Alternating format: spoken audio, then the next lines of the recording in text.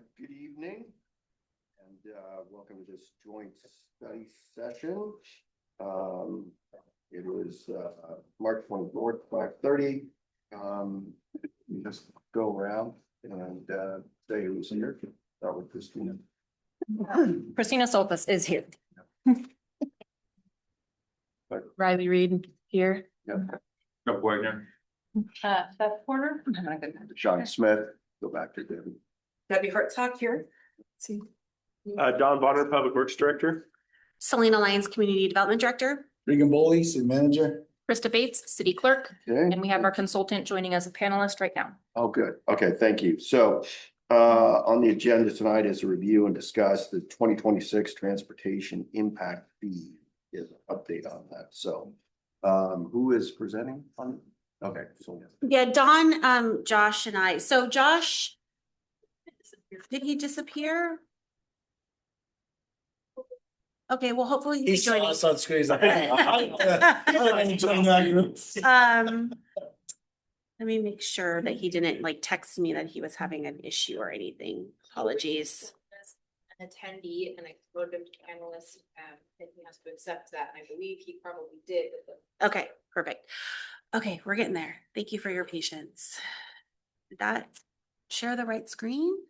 What is happening? Okay. Sorry, it's me. No. Let's try this again, folks. What? Okay, let's try this one more time.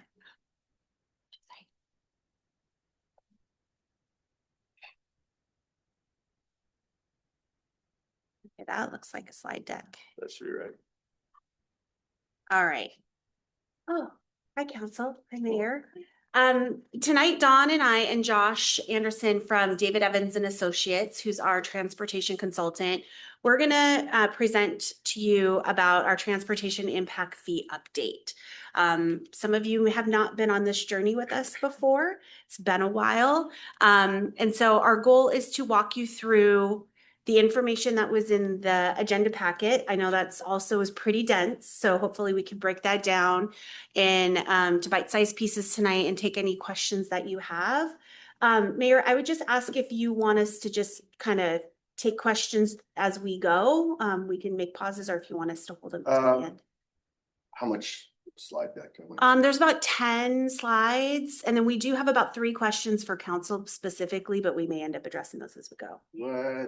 Let's just go through the deck. Go through the deck? Okay, sounds great. Thank you. So why are we here? Why are we here tonight? So we are going to review our updated transportation impact fee, and then staff has some questions, which we want to just get some confirmation from the council on before we proceed. And so you'll see there what our requests are. So do you support the information data we've provided? There's some direction on accessory dwelling units and impact fees, and then just confirm that our implementation approach is aligned with how you see this moving forward. I went ahead and just like put the headline on the purpose page for us. So tonight we're going to be talking about the impact fee. What we're proposing is that it comes out to approximately $722 per trip. So when a project comes in, there's a per trip that's assessed to them, and then they would pay $722 per that trip. And that's a per daily trip. Per daily trip. Thank you, Don. And then which that equates to, which I think most of us are used to hearing about this, is in the single family housing realm, which would be about $7,276. I will point out that the agenda, we did some rounding afterwards. And so the number that's in the blue sheet or the staff report is wrong, but everything else is correct. I think it says in there 7298. Yeah. I think you'll see that Yeah. number. It should be 7276. 7276. Yeah, I know. I know. Well, We tried to catch it all, but there's some of it that slipped its way through. Yeah. I brought my red pen. All right. Okay. So how did we get here? So it's been a while since we've been here. So the last time that we looked at our transportation impact fee was in 2012. And that was on the heels of our comprehensive plan at the time. And that's generally when cities look to update them. That's kind of the main first step that you do once you do a comp plan, then you come back and you look at your impact fees. So since 2012, our impact fee has not changed. Impact fees are not subject to any CPI or cost of construction inflation dollars. So the numbers that we assess today is the same number from 2012. Okay, so for projects that come in. And now we're in this process again. And so when we want to update anytime we want to update our traffic impact fee or any impact fee, we have to do a capital assessment, which we can do at any time under GMA, but it has to also be tied to your comp plan. So since we just did our update in 2024, this was a really great time for us to jump on and update this. And so this is what we've been doing. I just wanted to point that out too. So as you know, through the comp plan, we get our 20-year growth allocations. That's important to understand because your growth drives your transportation. We collected traffic data, which was required for the comprehensive plan. So that data then informs this process. And we're always collecting that data, but this was kind of the snapshot. We did our 20-year comprehensive plan. And then as that unfolded, then we update all those other plans that are in the comp plan, our capital improvement plan, our transportation improvement plan, our perks plans, all those different plans got updated as part of that. So the dollars that you see here are from that 2024 assessment. We did a multimodal plan, and here we are doing the impact fees. We'll have to do some code updates to support that. And I wanted just to highlight that last dot in that Dawn and I have talked a lot about maybe we shouldn't go so long next time. And so the intention is that there is a GMA audit at about 2029, 2030. And so that'll be a really good time for us to take a pause and say, are we keeping up with the concurrency demands and the transportation needs, and do we need to reassess our fees? And this next one is kind of what can we use impact fees be used for? So it's a good reminder that primarily the takeaway from this is it has to be capital. It has to be capacity improvements. So it can't be like safety or maintenance or existing deficiencies. So it basically has to be because of like growth or new growth that's causing the need for that. And so that's why your capital is coming in to support that. So all of these traffic impact fees has to go towards capacity projects. Those are a one-time charge on development. Like it says on there, it must be proportionate. So to basically their size of their development and that aspect. I talked about funds are growth related and capacity. And then they're collected at the building permit issuance. So per unit, so you could have, say, a 30 lot development, and that's all goes through the process. But then each individual building unit, when they come in and their building permit is issued, then they're just assessed for their one lot. So those are how those go about. And then the other thing per GMA is it must be used within 6 years. We'll talk a little bit more about that and how we address that to make sure that those funds are used within that 6 year period. So just stepping out and kind of looking at the big picture, how this all fits together. And as the planner in the room and not the expert in impact fees and the engineer, I like to think about it more of like a system of how all of these things that we do, all these plans we make, how they all work together. So what you have here is ultimately our comprehensive plan, which I just described, and you do all of this work around the comprehensive plan, and there's a lot that feeds into that. And that becomes your concurrency. So you'll hear the word concurrency a lot. And concurrency basically sits over this system that we have, and it's a requirement under the GMA, and it basically states that the improvements have to be aligned with the growth concurrently, right? Now, that doesn't mean that you have to have the road in at the same time the development is in. It does say within that 6 year timeline. Okay, so that's where the 6 years really is important. So we have to have adequacy of transportation at the time of development, and we have to either have those projects funded or in progress, in flight within those 6 years. Now, part of that then becomes, well, then we just don't approve development if we don't have the concurrency, okay? Well, that sounds great because then everyone would be like, well, it just won't be concurrent and we can stop growth. Well, the state says, no, you don't get to do that. The flip side is not true. It is not optional, right? So the state requires that cities have to plan for and accommodate growth, period. So that's why we have our comp plans. That's why we get our growth allocations. And then all of that information informs the infrastructure that we have to put in place to accommodate that. So once that is planned for in the comp plan, then we have an obligation to accommodate it, right? So that's why, and where Don sits in his role, we're looking at our TIP every year. We're looking at our CIPs. We're finding dollars to build these projects that we need, but they're driven by that ultimate growth. So then from there, you get your capital improvement plan. So what do we need to accommodate growth? Okay. And for transportation particularly, we have that. For parks, we have that. Fire, everyone has that. That's all accumulated. And then that information is used to discern the impact fee. So what proportion is required of the city and what proportion is required of the private development or other growth contributions. And then we whittle that down to what we're going to do year over year. And then we ultimately go out and build it. Okay, so that's the system. So I kind of like the quote up the top, like the comp plan commits us to the growth, the concurrency ensures we keep up with it, and the impact fees help us fund it. So that is the system. And I would say that there probably should be a feedback loop to the comprehensive plan because every time we update it, those goalposts change. It's like a moving target. Anything you want to add to that, Don? I don't think so. I will pause for a second. Josh had sent me an email, he's joined us now. He was having some technical difficulties. I think he restarted, but Josh, welcome. If you want to introduce yourself.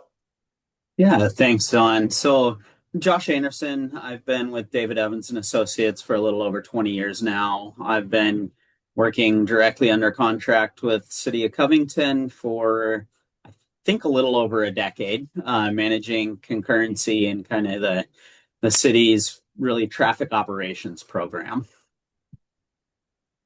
Perfect. Thanks, Josh. Thanks, Josh. So on this next thing, it's a little bit related to what Selena talked about, but it's kind of like how are the fees calculated? It's kind of four aspects to that. You're identifying those capacity projects, and that's again going back to the comp plan, which is what's our growth projections and all of those things.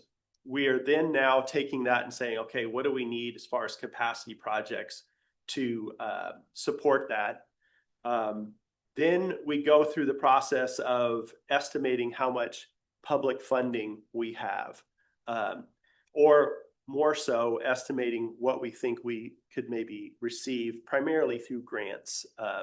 So in this case, we looked at the past 20 years and looked at what our grant success, I guess, has been, and utilized that to project that forward. And that's also part of the comp plan and stuff too that we had in there that helped with this.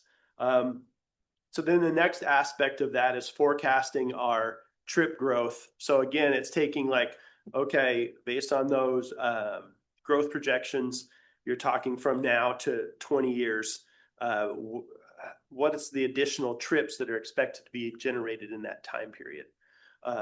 And so then it's basically taking that growth and then those costs, and we'll get into kind of there's like the public funding, and then there's the unfunded growth portion, which is what we're talking about here, that will be then shared or passed on to the developer as far as traffic impact fees. So you're taking that unfunded, you're taking the total cost, take out the estimated public funding, then there's an unfunded growth, and you have to, and that's one of the pieces that has to be shown on this, is there has to be basically an unfunded part of that, and then that is what is then distributed across all those trips. So for those 20 years, you're basically taking that cost spreading it across those 20 years by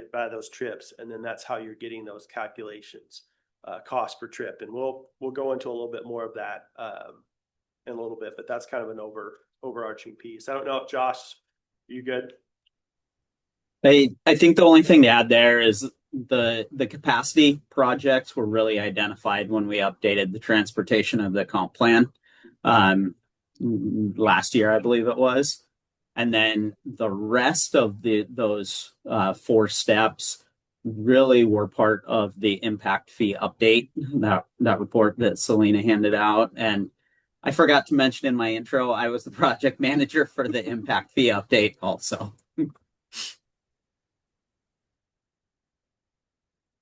So this is kind of just giving an overview, similar. This is basically our 6-year plan, shows all of our projects.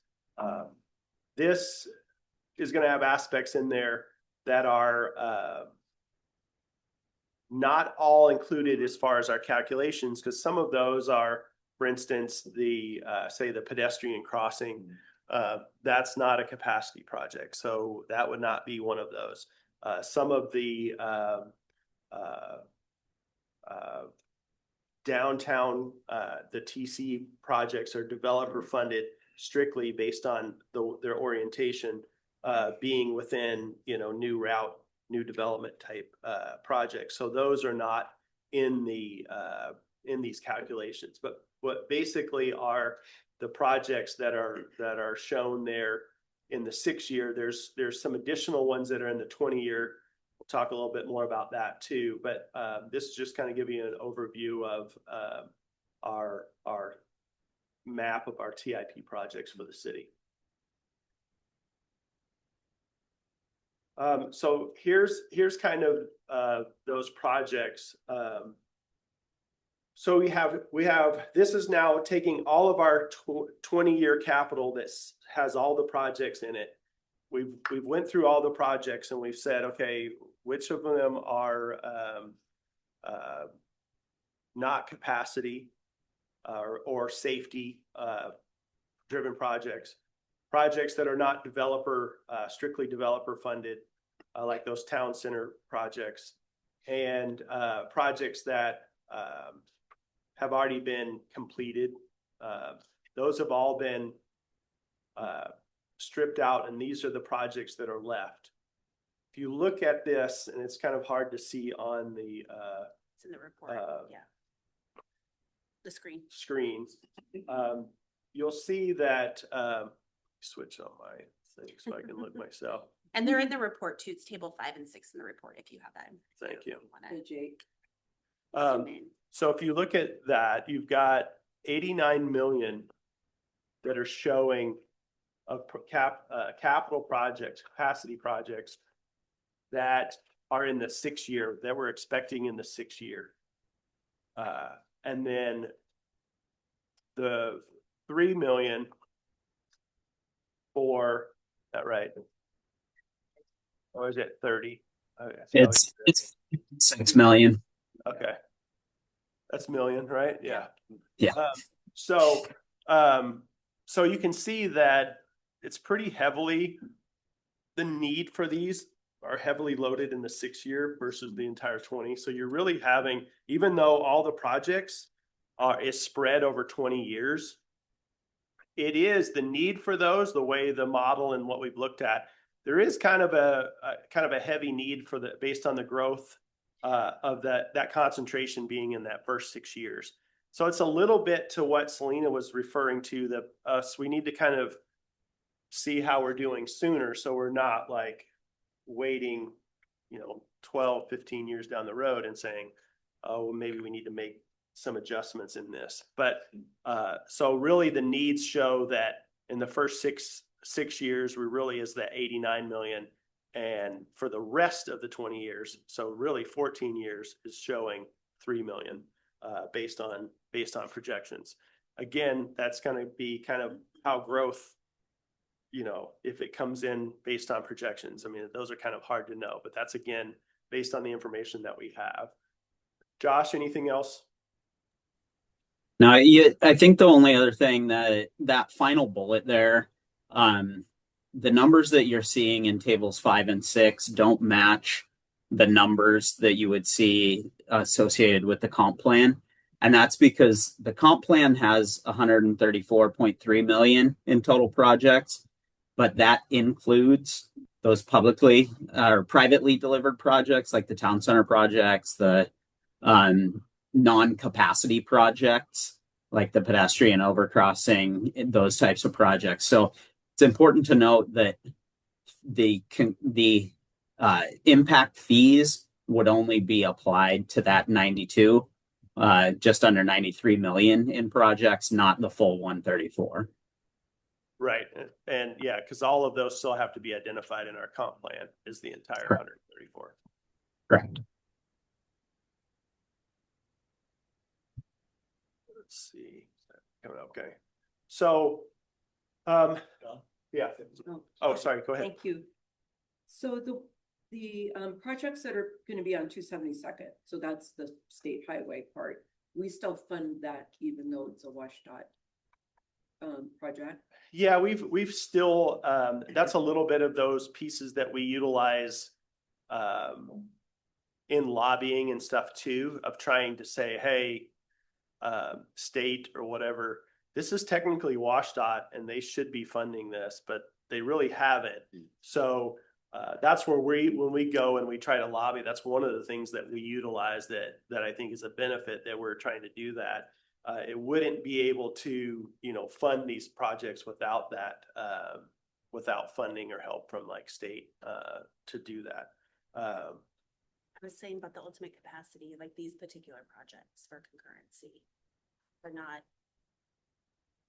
Josh, I'm kind of talking about the 272nd projects because I think it's important to talk about that as like the ultimate capacity and how we look at that from concurrency, and that we're not necessarily like holding up growth for that because we know how big those projects are, but how we look at those when a project actually comes in. Yeah, those ones. So there's in the city's code includes language about ultimate capacity. There might be stretches of 272nd that exceed the city's operational standards in terms of delay, yet they are built out to a full 5-lane cross section with sidewalks and those multimodal facilities, and that still meets your ultimate capacity constraint from the code. City staff and council decided years prior that we will not have a 7-lane arterial running right down through the center of the city. So that really gets you to that ultimate capacity. You're still allowed to approve development, even if some of those intersections exceed the operational threshold. And then you really allows development and allows you to keep control of your city, keep that walkable environment that you're looking for instead of having massive arterials in the middle. Debbie, did that answer as far as at least the funding part that we were talking about? Yes, thank you. Yeah, I mean, I think we would always love if WashDOT would just step, on their own, but I think we're also competing against some, the whole state to some extent. And so saying, we're trying to, do the right thing and realize that this is important, but also utilizing that language when we lobby and things along those lines to say, hey, we are putting some funds towards this, like even the impact fees and things along those lines, but we still need a big assistance, big help from state legislature to fund that. Thank you. On this one, a little bit of this is kind of getting probably a little bit in the weeds of and the magic that Josh does over here. So what it ended up coming once you looked at that 92 million and looking at the grants, that breakdown ended up coming out that from the grant projections ended up being about 41% of that would come from public funding. So, based on historic. So what that left was the 59%. And that breakdown is, it's about 54 million, is what it ends up being for the unfunded, gap. And that's the piece that can be utilized for the traffic impact fees. And that's the basis of what we, did the calculations and the great report that Josh and his team did and walking through all of that. So that's how we got to the funding part. The next piece, the trips part is, hey, what do we have currently? This was based on 2022 trips, and then a projection to 2044. And so what's that growth was 76,000 daily trips. So that's how we got to that aspect of it. Again, looking at those growth projections and everything as part of comp plan. So you break that down, funding per trip. And then that's how we got into that daily trip. I don't know if we want to talk a little bit more about that. There's probably a little bit more in there on that. Josh, do you have anything more on that? Depends on how deep into the weeds I people know. want to go. I know. That's what I was. We'll wait for the question. Yeah, maybe. Yeah. Yeah, exactly. There's a little bit of Science. traffic engineering Yeah. related to that as far as how we get to that piece. Happy to share that. That is in the report and stuff too. But what it results is basically a $722 daily trip. And then the example that we use there is the $7,276 for a single family resident home. A new home, that would be basically what they would be charged for their traffic impact fee if this were to be the new rate. And how that's calculated is really, I have on my shelf, I might have shown, some have seen them before, but on my bookcase, there's IT trip generation books, and it really has every type of development that can, pretty much be done, that they've, from banks to sit down restaurants to fast foods with a drive-through to office space to strip mall to just all kinds of things that over the years they're just collecting data as far as trips and recording that year over year, all these different types of uses, and they just keep tracking it year over year. And so they publish these book manuals every, periodically. I don't remember. What are we up to, Josh? 11? We're on the 12th 15? edition 12? right now. Yeah. So anyway, that's how we go from those trips to each type of development. It's pretty much going to that manual, looking it up. Okay, for a single family resident, it's this. There's some of them are based on square footage, all those types of things. It's literally broken down to that, and that's how it translates to that. In the end of your packet, there's the appendix in there that breaks down that and kind of shows the different uses. And that's really kind of a direct draw from the ITE manual. Oh. And that's that appendix A that shows kind of the full assessment. So, and that's the calculation planning uses when the projects come in to determine, we work with Josh to determine that impact fee based on the type of project that it is. If this is the new suggested amount, what was the old amount? It is 4,228. It's a perfect question to segue into the next slide. Yeah. Yep. 4,461, sorry. So I might have said our growth population, actually. It's in there somewhere in the middle. So yeah, our current single family resident rate is 4,461.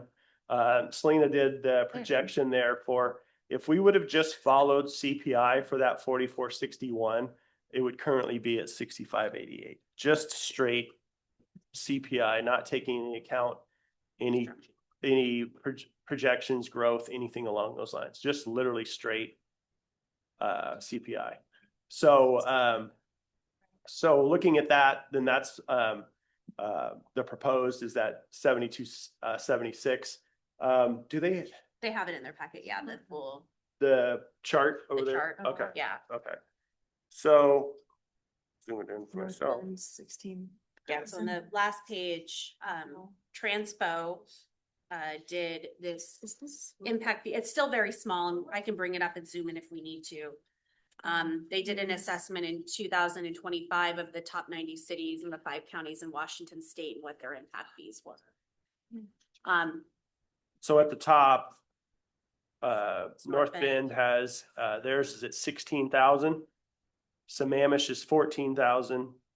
Bothel's 12,900. Edgewood's 12,100. I won't read all of these, but I'll start ones a Maybe little our bit more like neighbors. ours. Yeah, so Rington is 11,486. Issaquah is 11,057. Newcastle 10,468. Federal Way is 8,138. Maple Valley is 7,887. Yeah, so just right underneath them. Sumner 7,683. So quite a few of them right in that area. You'll see the other ones though. Auburn is like 6,576. Kent, yeah, where did that? There it is, 6,109. So some of them obviously are going to be under us, but it seemed like it was, kind of the math worked and everything. And it also kind of landed in the, right area, it seemed, with doing everything. So And that was at least a little bit of the but they takeaway. could be reviewing theirs Yeah. at this time as Yeah. well. Exactly. And that's the thing we've talked about before with other things. You don't really know the funding structure of everybody and how they do things. Like you'd have to look at Auburn to, oh, well, we actually also get funding from this and from you. It's hard, Right. it's not apples to apples everywhere, and how people get their things funded. So what would drive North Bend to be so high? Is it because they've got that much more building going? No, it's not. No, it's because it's per structure. They're, go ahead, sorry. No, I mean, so, okay, So, sorry, I didn't mean to interrupt you. no, And Josh, you can jump in here too, but some of that has to do with growth allocation, right? So they did their comp plan, they have allocated growth. They've also been more of a bedroomy community, right? So their infrastructure may not be caught up with where it needs to be to accommodate that growth.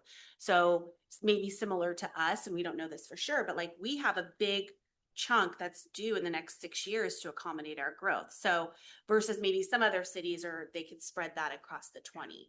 So they might be in a scenario where they're having to now build that capacity to accommodate those allocations. And again, Don also mentions it, like just the pure structure of how are they getting really good grants? Are they able to get funding? What's their taxing Or structure? they're not. Or they're not. They're needing, So their that little circle, that funding gap, right, might be bigger for them. And then that trip generation. And I think the trip generation probably also plays a very large role. I used to do the same type of thing for Sammamish, Washington, and the biggest thing there is the growth wasn't expected to be huge, but they were right at a tipping point where a lot of their collectors and arterials needed to be improved. And so the cost of improvements was very large, but the actual growth that they were projecting in that 20-year timeline was not comparable to the cost of the improvements that they were needing. So it ended up being a much larger share on each of those trips. Because they don't have as much to spread it over, right? You have Exactly. less projected growth. You can't spread it as much. Therefore, each trip is a lot more valuable. If there's only, you still got a big capital need, but you have half the trips that you're expected to generate in that time, then each trip is going to be doubled the cost. So therefore that's, a little bit what Josh is getting to is their projected growth is not as much, but they still have a lot of capital needs in that. So it's spread over a smaller amount. And I And go ahead, Josh. one other thing to mention here, there is a state allowance that you can use for improving some of those multimodal projects and including those into your impact fees. We're not forced to just look at automobile capacity anymore. We can also be looking at multimodal capacity through a system. And so if there are areas that don't have much of that multimodal infrastructure, their impact fees can also be significantly higher to account for the planned improvements on the multimodal side also. And I would just also add to that there could also just be a tolerance, right? Like we're going to just tolerate the roads that we have and growth can happen and we're not going to do any major road projects, right? So those roads remain the same. They take on that capacity. Maybe we adjust lighting, timing signals, but they're not looking to do any capital to that. So that doesn't end up in their capital improvement plan to begin with. Those dollars don't end up there. Which would Yeah. Wouldn't adding traffic lights to help with flow of traffic when there's more growth be a capital improvement project if you have to redo an intersection? Like say the one on 256 with the school went in and that and went through the road all that night, right? Yeah, there's some, Josh, you can get into this a little bit too, but yeah, there is some different talks as far as having some improvements in that and capacity based on that. It gets, yeah, there's some different philosophies as far as that goes. Josh, do you want to jump in? And I didn't fully hear the question. It was a little so bit. like if you did like signal timing or modifications or stuff along those lines to improve like syncing coordinated signals, that type of thing. So it is, you're getting very technical questions. I love this. I'm trying to figure out the easiest way to answer this. So let's say there are new signal systems out there where all of the traffic signals talk to each other. And I'm going to explain this in a way that it was explained to me by one of the vendors that sells the software. Everybody wants cookies. Everybody loves to eat cookies. And the more vehicles you have in a platoon that are moving through the corridor, if those vehicles stop, then the traffic signal takes away a cookie. And so the goal of the system is to leave all of the cookies with the drivers, to leave, to make them stop the fewest amount of possible times through the corridor. And with all of the signals talking to each other, they can say, okay, we just released vehicles down here. They should be coming to the next intersection in 30 seconds. Let's hold one vehicle on the side street so that we don't stop 10 vehicles on that main roadway. That type of infrastructure is available. It is less costly than, say, adding a through lane on that major road. But at the same time, you can only get a 10 to 15% increase in capacity, is roughly what our studies have shown. The cost is lower, incremental increase in capacity, but that 10 or 15% increase in capacity, you're only talking maybe a 5 to 10% of the cost of adding a through lane. So it really depends on where you are. Those can be considered capacity enhancement projects and could get implemented into your TIP. Your transportation improvement plan or your capital improvement plan. So far in Covington, we have just chosen to say, if we optimize timing and we optimize the signal controllers and cabinet hardware that we have right now, how far can we get? And for the most part, that has been able to serve the demands that we're projecting. There, as we get built out along that 272nd corridor all the way to the eastern city limits, I'd say that's likely when you would want to start looking at those adaptive corridors and those kind of newer signal controller software.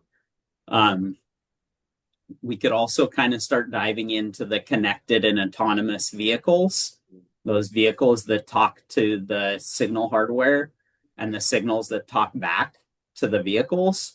Think of like a Waymo, those driverless vehicles, driverless cabs. That type of stuff is coming. We don't know what it's going to look like though. So we don't want to assume anything in that 20-year horizon at this stage, just because I guarantee you I'd be wrong if I tried to guess. So a little bit of that, Beth, is like we try to in our current concurrency in those types is to say, assuming we're trying to maximize our corridor based on our existing software, hardware that we have along the corridor. Things beyond that is when it gets into like, okay, if we have a project that we know, hey, there's a new hardware, maybe it's, WashDOT has talked to us in the past about making some changes and stuff along those lines. Those could be things that, okay, we could add to these. But also a lot of those things are not huge costs where we're needing to be like, we need to recapture a big cost in this sense.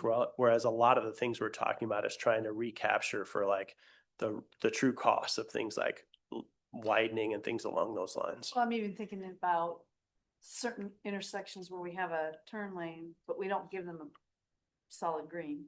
So then they're trying, like the safety aspect of having a bunch of cars trying to make a turn now. And that's when Is that's what I was saying when in certain parts of that, when you start going to that's the trade-offs between the safety aspect, which they're saying, no, you can't make the modifications based on that because you're making changes based on safety, not based on capacity. So that's when they get into a little bit of the fine line between what is capacity and what is safety. Yeah, it's just growth for growth, growth and expansion. So we can grow as long as if it's not safe. It I doesn't know. matter. I always say no. I say it's different buckets is the way I look at it. I say different buckets. That's the difference of the It's not unfunded, us, it's the bumps they're funded, saying, yeah. Yeah. But from the purpose of an impact fee, yeah, it starts to get kind of splitting those hairs a little bit.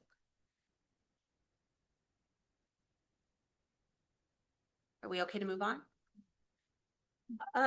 Okay, so the other thing that we want to introduce, which we haven't done before, is that under the state law for the accessory dwelling units in the middle housing, so that was HB 1337, which we adopted last year, the state law said, well, now that you can have multiple ADUs in your yard or on your property, and those ADUs can then be binded out and sold as individual homes, you cities can now assess impact fees for accessory dwelling units.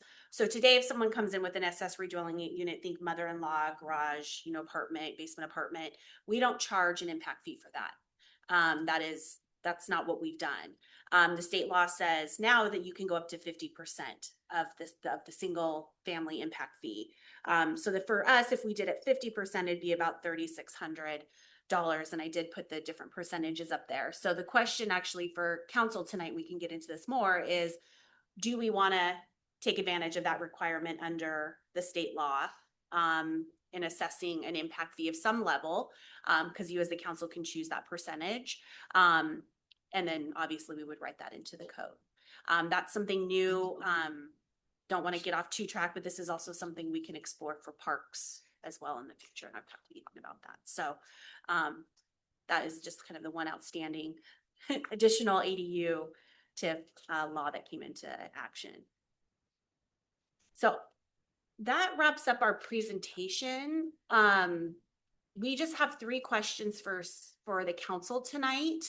But obviously we'll open the floor up to you, Mayor, and you can decide how you want to, there's questions of staff or. And we'll talk about next steps too, but we'll obviously be, we'll wrap. Be bringing all of that for you guys for a final. So let's do this. We'll go around if people have questions, and then what are we at? We're at 6:15. Let's leave the last 20 minutes to talk about your The questions questions? here. Yeah, Perfect. So Okay. let's, people got questions. I'm a little bit confused about who ends up paying the fee. Is it the developer who's paying this fee? Are you, the person that writes the check to the city that's Yeah. paying that fee is the developer. And we know that those costs are then inherently, ideally put into the cost of the house that they're Right, so purchasing. the consumer, of course. The consumer ends up- ultimately pays. But, and that's always a Sure. concern when we think about affordability and the cost of impact fees. But it also goes back to the concept that development pays for development. So you are coming in as a new citizen of Covington, a new resident, you're utilizing structure that's available to you, and you're paying your proportionate share of that cost. And it doesn't, obviously that wouldn't apply to existing builds. So if someone's buying an older home, they wouldn't assume additional cost. Correct. That's Yeah. a great question. This is just on new development, Mhm. right? So let's say, I'll give you a couple examples. Let's say I buy a home, I demo the home, and I build a new home. I still get credit for the home that I built, or that I demoed, sorry, for the home that I built. So I'm not paying an impact fee. Okay. Let's say I come in and I demo a home and now I build 2 houses on my lot. You're gonna pay the impact fee for the new home. Right. And then Right. potentially if we pass the ADU, could have additional. Could fees. have additional fees. Yeah. So you even see it in subdivisions. So like if a developer buys a lot and they've got 3 or 4 existing homes on it, they do get credit in all their impact fees, fire, parks, housing, and schools for those existing structures. And they themselves can decide which home gets that credit, right? So they can decide lots 4, 5, and 6 are going to get those credits. But we don't get involved with that. We just say you get a credit. And I think that piece you talked about earlier too, like the comp plan, basically you still have to apply, you have to plan for growth. You have to. And so now that you're doing that, this is one way we're like, okay, we also have to figure out a way to pay for it. And that this is one of those aspects. So. Those are all my questions. Thank you. Yeah. I mean, And just to clarify, this is just for residential builds, not business. It's for everyone. Okay. So, and you'll see in the appendix A, if you have that in front of you, there is a huge list of everything from residential, page 31. It's all new build. It's all new projects. builds, so residential, non-retail, Churches, anything. anything, everything is in here. any And if it's not on this list, it doesn't mean you don't pay, it just means we then go to the manual, the ITE manual, that Dawn talked about, and then we apply that daily fee trip rate. Okay. And this again is for new development. So what we aren't doing right now and is like a change of use. So we aren't charging for that. So let's say, trying to think of like a intrusive use. You would have, let's say you had a gas station and then they converted that to office building. We're not going back and charging them for the difference between the gas station and the office building. That is definitely something we could explore if we wanted to do change of use and collect those impact fees for those differences. Over time, I don't think we've had enough that it's mattered in that regard. Most things are going into the existing facilities that they have now where it tends to be like for like, right? You're in a retail area, you're gonna get a retail restaurant, kind of the collective of that kind of works itself out. So we're not doing it for those type of a new business comes in, they're not getting charged. It's just new constructed facilities that would pay that fee. And it's almost more like a tenant improvement Yeah. type things that Correct. change, like, because if someone came in and, had a gym, like a LA Fitness or something, or whatever, right? That's what they had before. They'll still have those credits that they basically own, just like we said in the house. It's the same type of thing. If they said they got rid of that and they're coming in with a whole new site development, then they would go through this process and it would be, okay, this is what we're building here now is office or whatever, right? 5-story office, whatever it is.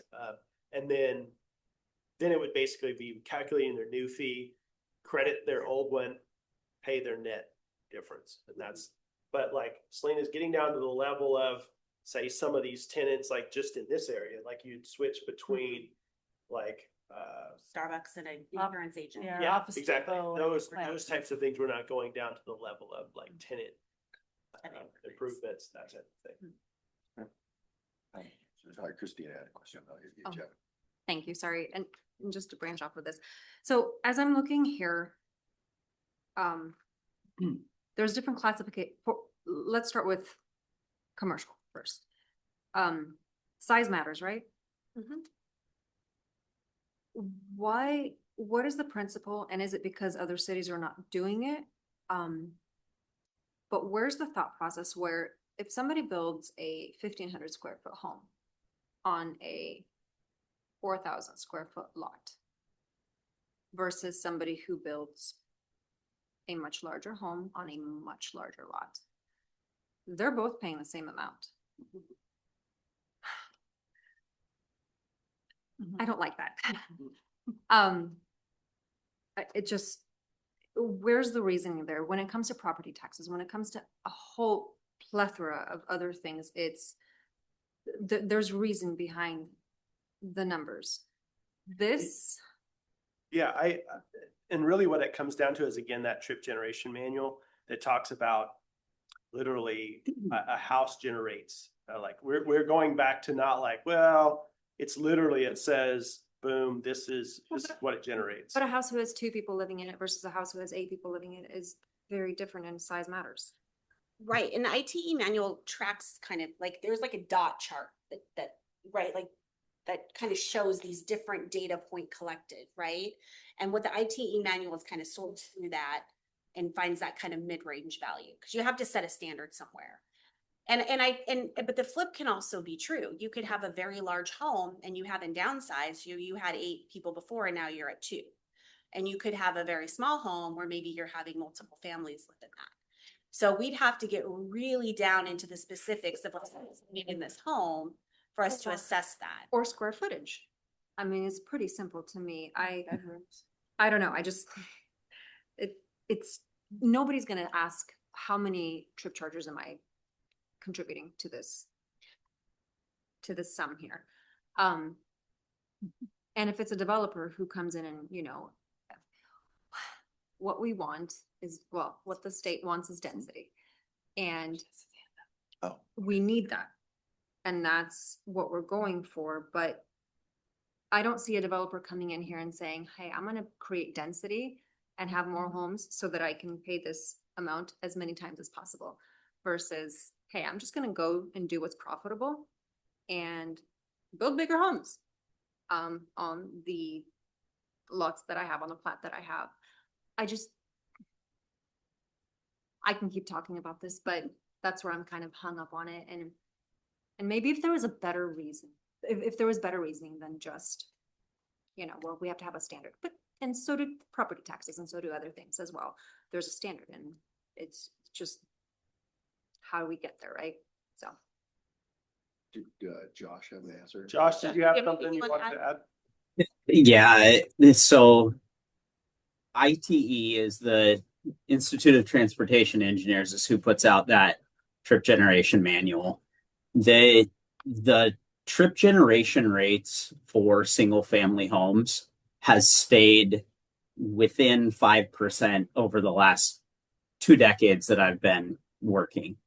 One of the things that we are noticing more recently is the number of trips, and I'm going to say it's Amazon, the deliveries that are coming to homes during the midday has actually upticked quite a bit in the last few years. That's actually been counterbalanced by the number of trips that people are making leaving the home to go to the stores and things to buy those goods. We're also in more of a hybrid workforce environment than we used to be. And so the trips to and from single family residential homes are actually slightly lower because of that hybrid workforce than you would see in some of the multifamily apartment type units. And that is just a general trend that we've seen. we do take into account the multifamily or the single family attached homes do have lower trip generation rates than those, the 1,500 to 2,000 square foot, 4,000 square foot homes on their own lots. So those subtleties are taken into account, but you're right. For those single family detached, we don't split hairs between the 100-year-old 700 square foot home and the new 6,000 square foot home. We aren't splitting hairs there because we do have enough on the lower side of the average and enough on the higher side of the average for those two to kind of balance out. And I think just to tack on to that a little bit too, is that there is a kind of a Washington standard, there's a national standard, and that is the ITE. So if we wanted to get in and I'll just be frank, like if you want to get in and split hairs, then you're going to have to do the study and split those hairs. Yeah. Because it'll be the opposite in that a developer will come in and challenge your assessment and you will have to be able to defend that. And I think that it's not a wrong, two things can be true, right? Yeah. It can be like this doesn't always feel right or great, but we Yeah. are kind of having to level set the playing field, and that's kind of where the art of transportation planning comes in. But I don't think it's a lost concept either, Well, yeah, and I think what Josh mentioned, I think the whole thing is you're talking about averages. So if we were to break those down, we would have to then say, okay, my 1,500, I'm going to charge a lower, and my other one, my 4 or 5, 6,000, I'm doing higher. So you're going to have some that are lower, some that are higher, and then in the middle, you're going to meet, so how much difference are you generating between that? Because you can't just be like, pick them all at the lower one's going to pay the same as, as all of them. If you split it, you would have to have probably that range from less to more. And I think just going with that average is based on trends. So basically there's more security for future planning. To know consistency in what you're going. It lowers your risk. Sure. Yeah. Okay. And I It's kind of a known. Yeah, it's kind of the known. You'll get some developers that'll argue, well, which one are you using? Which ITE manual are you using? Right. Yeah. And so those are actually some of the code stuff that we're going to be coming back with you on to make sure that we're like always where we should be, because just that simple loophole is enough for them to come in and challenge their entire payment of fee. Okay. They'll do that as well for a lot of times for actual commercial more so because because they'll say we have special circumstances. Ours are different. And they'll do a whole report and they'll submit to us, and then we're reviewing that, or actually sending it to Josh and he's reviewing that. But those are some things they can do as far as that. But then you have to have, again, you're going up against the ITE manual. So now you have to have your ducks in a row. Okay. You have to be able to prove yourself. I guess that really, Answers that the is the question, answer. yeah. This is the Bible by which we're going and making sense of all of this. Okay, so that's the golden standard.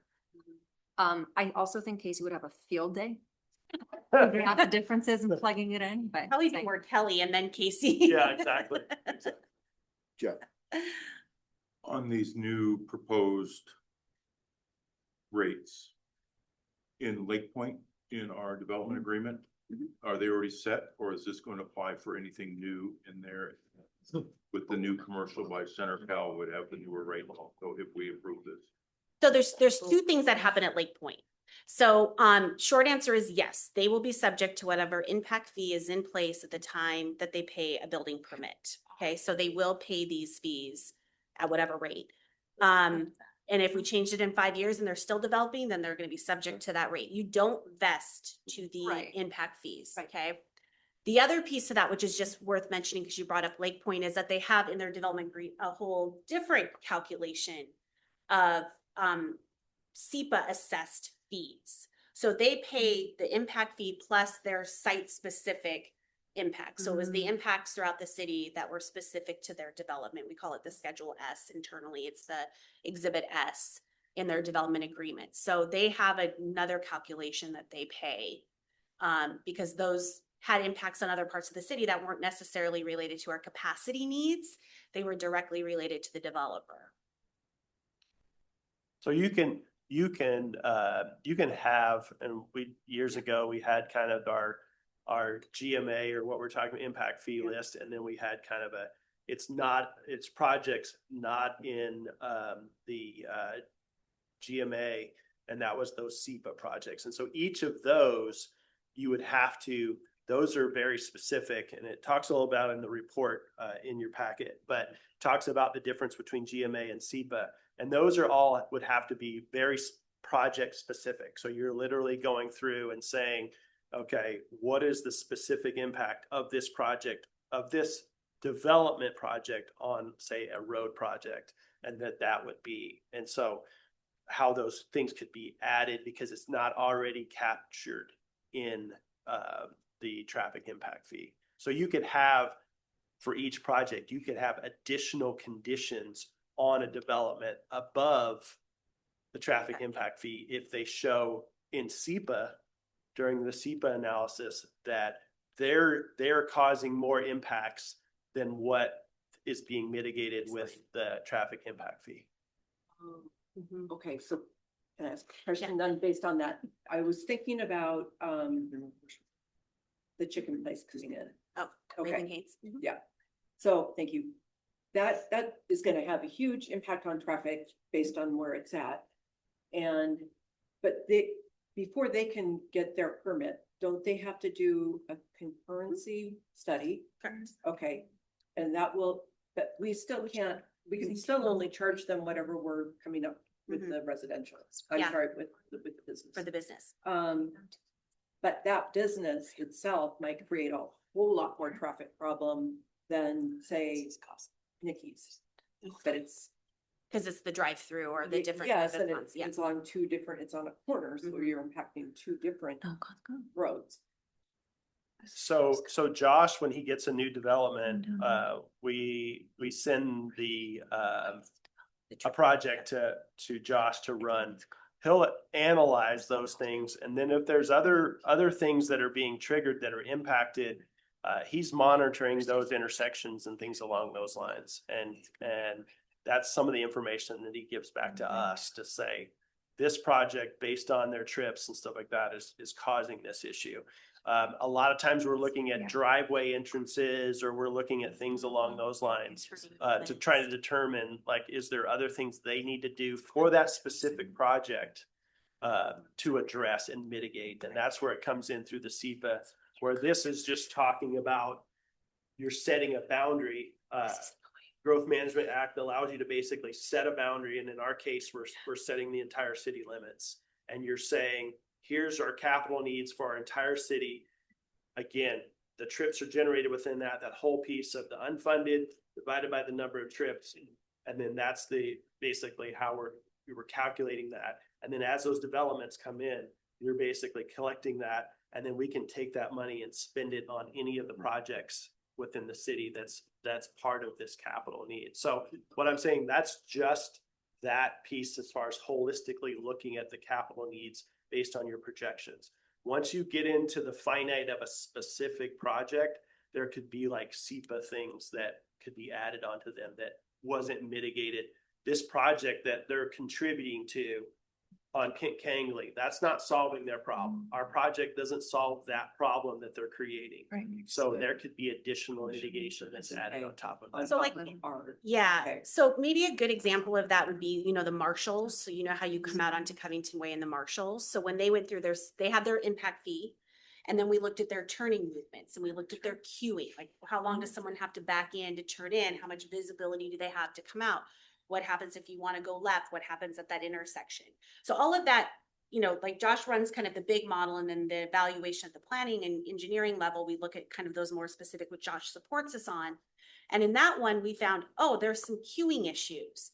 There's some turning movement issues. And so we went back to Marshalls and said, you can pay us a cost of that and we'll go do the work, or you go do the work. And they chose through their SEPA mitigation to do the work. And that's how we got those double turns, how we started that Covington double turn Way, yeah. at Covington Way, 560. right? That's how we got the queuing on the bridge, right? They did that. That was their direct, as Don said, that was a direct causation that had a direct mitigation that then they could pay or they could build. And generally, we try to get them to build because their cost of construction is less than the cities. And in And- those cases, usually you have to pay for the whole thing, or you have to wait until someone else comes in and fixes it, because the problem has to be mitigated. And in these cases, you're paying where you're showing that for the GMA, they're allowing us to spread that over everything, right? And basically saying everybody's paying towards that, and we're trying to build this in the next 6 years, so to speak.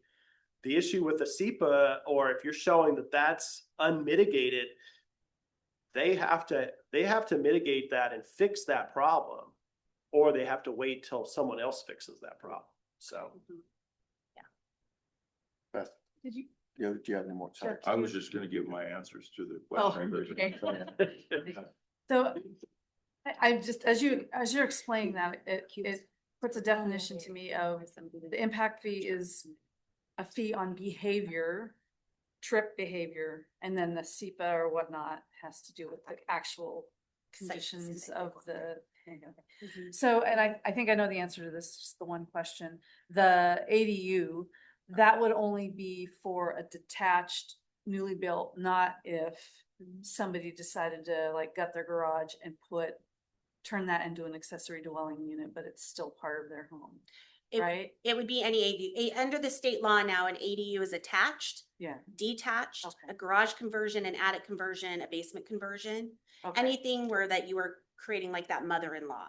Okay. Um, A bedroom, even additional bedroom? no, that's that's not an different. ADU. Yeah, an ADU is like your mother-in-law. It's like, Right. and I mean, I'm ADUs, just saying though, yeah, that could, No, if you're that renting a wouldn't- room out to somebody, no. then now that you have And to have that- a trip, right? no, because we want to Okay. get into the rental Sure. aspect of it, Yeah. right? So like what comes across to the city is you're doing an ADU or you're Mhm. doing a house expansion. What you Alright. choose to do inside those walls, Okay. we don't get into that level of detail. Yep. Yeah. Thanks.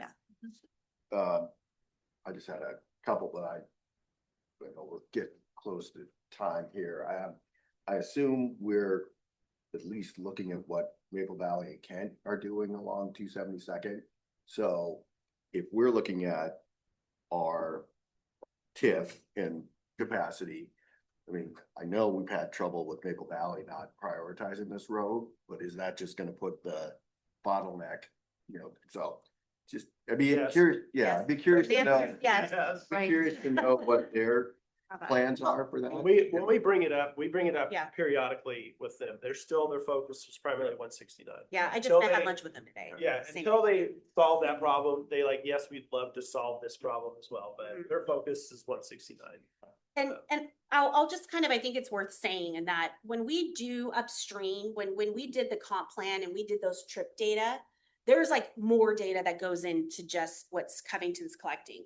Josh works across the lines in Maple Valley with their transportation engineer. He works with Kent. We get Puget Sound Regional Council, who owns kind of the statewide, regional wide data. That gets filtered into our traffic counts, our background counts. So the work in Black Diamond, that's in our background count. So I think we try to go upstream as much as we can to try to make sure that we're not coming in midstream and being like, oh, did we think about these things? So I think it's important just to know that in that early planning stage is a lot of traffic data that goes into that. So to kind of inform, this issue here, understanding our friends to the east that have not prioritized that might become more important as we do that. And I'll just say one other thing about that. I mean, the whole need of that, the need for the piece further to the east is not going to really be, the spotlight's not going to be on it until it's dealt with the west. I mean, it's the same thing that's progressed from Kent. It keeps coming out here. It just keeps having to move, and the focus will keep moving as it goes. For them to jump out and do something out there, and you widen out here, and there's a bottleneck, and it widens out here, it doesn't really help, because it just creates that bottleneck is still there. I mean, you need to progressively work your way out to the east, to really solve that. Otherwise, their models and their different things are gonna show focus on somewhere else, because you're not gonna solve those problems. And then my only other, now we're getting up, was I remember the state came and, said they've got 5 roundabouts they want to put on 272nd. And I would assume that's gonna happen sometime in the next 20 years. So just, I'm sure that's going into our calculation as well. How much capacity is that going to create or limit? I mean, so. Just That gets a little bit into the ultimate capacity that Josh was talking about earlier, that right now we've built 5 lanes and we really can't go back and now go to 7 and keep, and then 9 and keep going out. We need to have the 5 and keep working that way out. The benefit of what this does, the 5 roundabouts, is just saying you're improving that capacity. It's above that. So it's not looking at it in the sense of we're trying to get that as part of our current traffic impact fees. But those would be things like, for sure, going back to those would be things like WashDOT, you need to get some funding going this way to make that happen and fund that. All right. So I guess you're looking for consensus on these right now? Okay. So Yeah. I guess we'll just, in the last 19 minutes, just what are people's thoughts on? Question 1. Yeah. Oh. Question 1. Question 1. Question 1. I say, Do we support the increase? I say yes. Yeah. Yes. Am I seeing majority? I'm kind of looking at Yeah. everyone's Yep. thumbs. Yes. Okay. Question 2. Yes. Yes. Yeah. I have a Yeah, your Oh, question. Can I speak to that one? Mhm. I'm only gonna take my 60 seconds, but we had this conversation at Skip. And it was kind of a in-depth conversation, because housing is what Skip does. And we're coming into this, we're gonna have to make a choice. And I think, Sean, you alluded to this in the past, but when you have an ADU that you then have to pay for sewer and then a second cost for connection, which is roughly 30 grand, depending on where you are, and then slap one of these on top, are we promoting density? Are we promoting more housing? How are we helping our residents to, and the little, and not the little, but their children who perhaps are going off to college and maybe we have some room on our lot where they can, have some piece of property for themselves, or just a roof over their head. And I don't, the 50%, I definitely don't, I would say that's way too much. An ADU typically isn't more than 1,000 square feet. I mean, that's even a pretty decently sized one. It does, or maybe not. I think that's the max, right? Max is 1,000. A max. Correct. Okay. I would just like to have that conversation and see where we stand there, but I don't want to take more time, but 50 to me is too much. My knee-jerk gut reaction is similar. Give that a second. Yeah. So going off what Christina said, I understand with the rates, because if somebody builds an ADU, it's not just the fees that we charge. I mean, King County, to hook up sewer, you're looking at $100,000 Right. to bring in power. So the state is wanting all this affordable housing built, but yet there's all this other stuff that's going in. If we don't charge something, whether it's 25% or 50% for these, we need to be able to take care of our roads, because it's going to bring in more traffic. And this affordable housing that the state keeps touting, it's not going to happen because of all the extra fees that are underlying to, even for the current houses, all the fees that they have to pay, and Mount Fire and the water district and everything. Right. That's gonna Yeah. make an ADU 1,000 square feet, $400,000. Exactly. Yeah. So I don't have a problem with the 50%, but I don't have a problem bringing it back for further discussion at that rate. If we want to do 25 or 50. Well, maybe that's why fine we're with here. 50. Yeah. Riley, you have a question? No, I was just saying, I understand where she's coming from, but didn't have. Thank you. Others? I don't know, I guess I think when I think of ADU, I think of a house, and not necessarily this, but you're building it for a family member, possibly. Maybe you're gonna rent it out. A friend of mine did the same kind of thing, and it's you as the person building it, because you're the landowner, are gonna probably recoup that through your rent. You're gonna have it for 10 years. I mean, the reality is anytime we're bringing more people in, there needs to be something to mitigate for that because of, yeah, I'd be fine saying yes. And then, like you said, Jeff said, if we wanted to reevaluate it at some point, we could. The only thing I would add is the Puget Sound RFA is going over this as well, seeing these ADUs being built.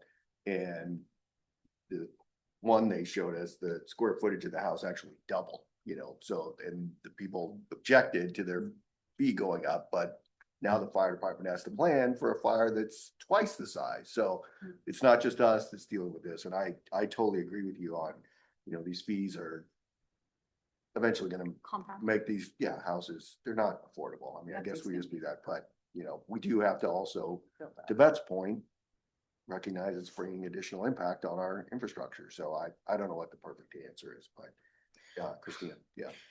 And then we have to think of those residents who are actually putting their family in, perhaps their parents, because senior living is extremely expensive, or their children because they can't find a house anywhere. And I'm not saying we shouldn't collect fees. I agree. The state is gonna come and breathe down and keep taking what's theirs, and we have to deal with everything. So it's not like we're here to eat the cost, but I'm just here to perhaps pitch that maybe the cost shouldn't be 50%, maybe just half of that. Yeah, Jeff. Can I suggest bringing it back at 50% and we can have a further discussion that if we want to do it 25? Consensus on that? Oh, yeah, Alright, yeah, sorry. Okay. So you're saying like when they bring it back. You're bringing it, Bring- because you're asking these questions Yeah. to bring Yeah. back for the council Right. for a future meeting, I'd say bring it back at 50%, but we reserve the right, we can further Sure. discuss that percentage. Okay. Yeah. Sorry.